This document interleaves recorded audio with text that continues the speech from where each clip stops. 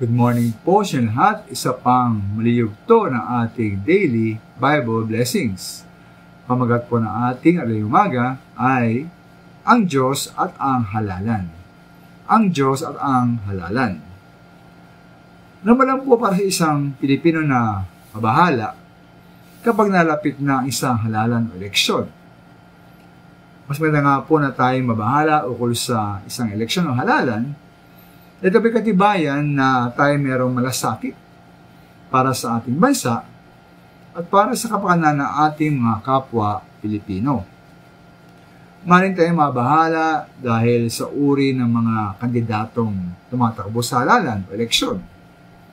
Maaaring sila may makilalang walang narapat na kwalifikasyon, mga korap, walang kakayahan sa pamahala, o di kaya ay tamad. At nanalaman sila maminamahal, nanalo lamang dahil sa kilala ang kanilang pangalan. At nag-aalala tayo na baka sila pa nga ang manalo. Kahit sila hindi karapat-dapat manalo. Ngayon po, bilang mga Kristiyano, dapat tayo maging marunong at matuwid sa ating pagboto.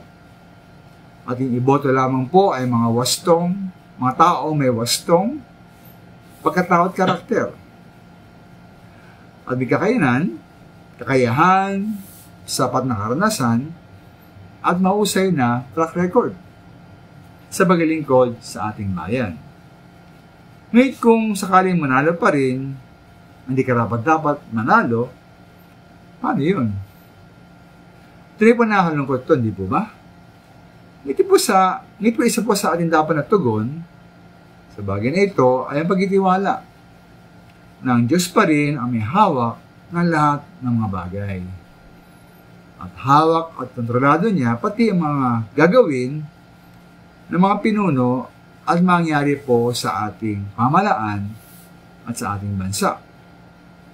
Ay nga po sa Kawikaan 21:1, hawak ni Yahweh ang isip ng isang hari at naibabaling niya ito kung saan igawi.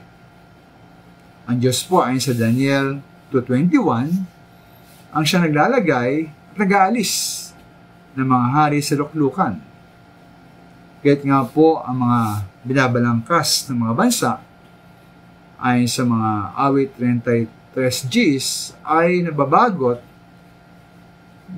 winawalang bisa na ating Diyos.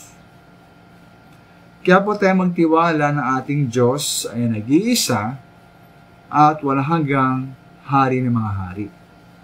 Siya po ang may hawak ng lahat ng mga bagay. Maraming salamat po.